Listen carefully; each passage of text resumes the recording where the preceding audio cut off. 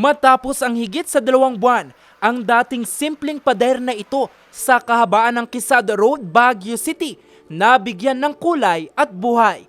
Ito'y sa pagpapasinaya ng bagong mural art sa Baguio City sa pagtutulungan ng Baguio Filipino-Chinese Community at ng pamahalaang lungsod ng Baguio. We want to pay tribute, homage to the rich Filipino-Chinese ancestry in the city of Baguio. Sabi nga namin ang mga Chinese went here pre-war pa, as early as 1918, baka earlier than 1918 pa. And this mural will just say thanks na, you made a lot of contributions to the city. Intention nito is to promote better understanding between the Filipino and the Chinese community. Ang mural may taas sa 14 na talampakan at haba na 200 metro.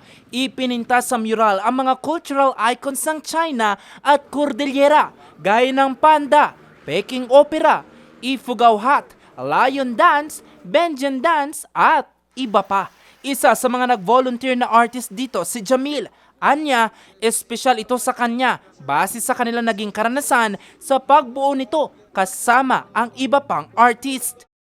Yung nakita namin yung progress, parang doon namin nakita yung mas sa outcome na yung ganda ng kulay na combination ng mga warm colors. And kahit pa paano na ulan ng ulan, pa rin naman, masaya pa rin naman kami.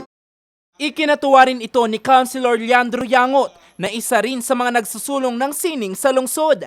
Sa kanyang mensahe, kanyang kinilala ang Chinese-Filipino community sa kontribusyon nila sa iba't ibang adhikain ng pamahalang lungsod, lalo na sa sining.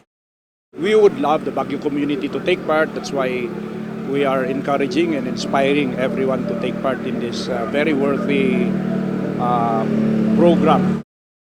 Malaking bagay sa amin yun kasi lalo sa aming barangay.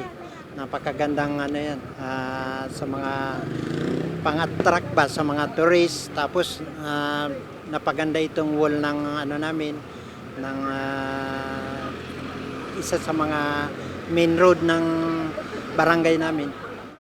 Sa ngayon, 85% ng tapos ang mural at inaasahang matapos ito bago ang selebrasyon ng Chinese-Filipino Friendship Day sa Hunyo. Jose Robert Vitor para sa Luzon Headlines.